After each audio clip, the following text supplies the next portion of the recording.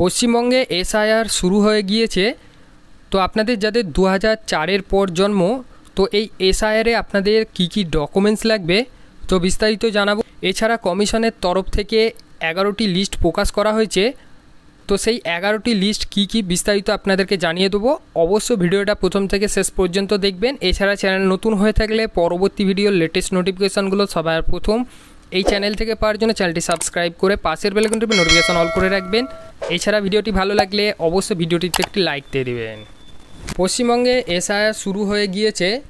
তো আপনাদের যাদের 2004-এর পর জন্ম, তো তাদের ক্ষেত্রে কি কি ডকুমেন্টস লাগবে বিস্তারিত জেনে নেব। তারপর দেখে নেব কমিশনের তরফ থেকে যে 11টি ডকুমেন্টসের লিস্ট প্রকাশ করা হয়েছে সেই ডকুমেন্টসগুলো কি কি। তো প্রথমে আপনাদের যাদের 2004-এর পর জন্ম অর্থাৎ 2/12/2004-এর পর জন্ম, তাদের ক্ষেত্রে যে সমস্ত ডকুমেন্টস লাগবে, তো আপনাদের বাবা এবং মায়ের 2002 সালের ভোটার লিস্টে যদি নাম থাকে সেই ভোটার লিস্টের জেরক্স কপি লাগবে।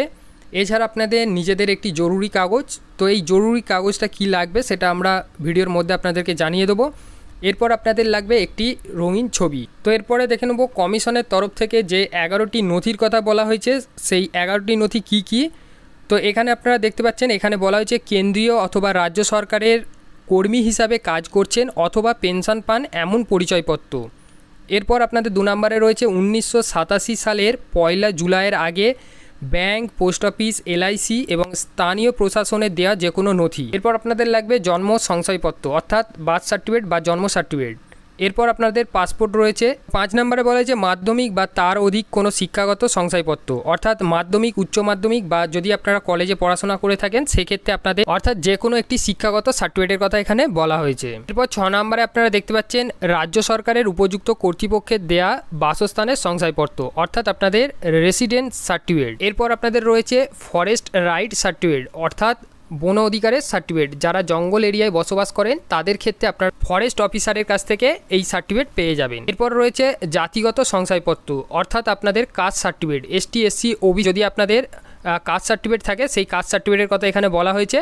এরপর 9 নম্বরে দেখতে পাচ্ছেন এখানে বলা হয়েছে কোনো নাগরিকের ন্যাশনাল রেজিস্টার অর্থাৎ ইন্ডিয়ান গভর্নমেন্টের দেওয়া যে কোনো সচিত্র পরিচয়পত্রের কথা বলা হয়েছে। এরপর আপনাদের রয়েছে স্থানীয় প্রশাসনের দেওয়া পারিবারিক রেজিস্টার।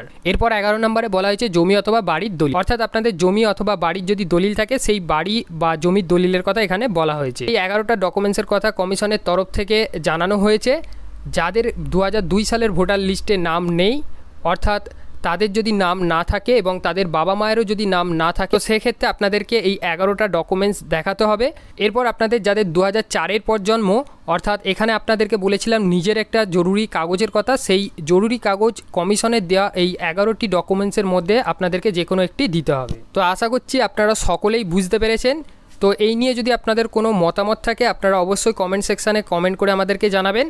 এছাড়া যদি ভিডিওটি ভালো লেগে থাকে অবশ্যই ভিডিওটিতে একটি লাইক দিয়ে দিবেন এবং বন্ধুদের সঙ্গে ভিডিওটি প্রচুর পরিমাণে শেয়ার করবেন এবং আমাদের সঙ্গে যুক্ত থাকার জন্য পরবর্তী নেক্সট আপডেটগুলো পাওয়ার জন্য চ্যানেলটি সাবস্ক্রাইব করে পাশের বেল আইকনটি নোটিফিকেশন অন করে রাখবেন।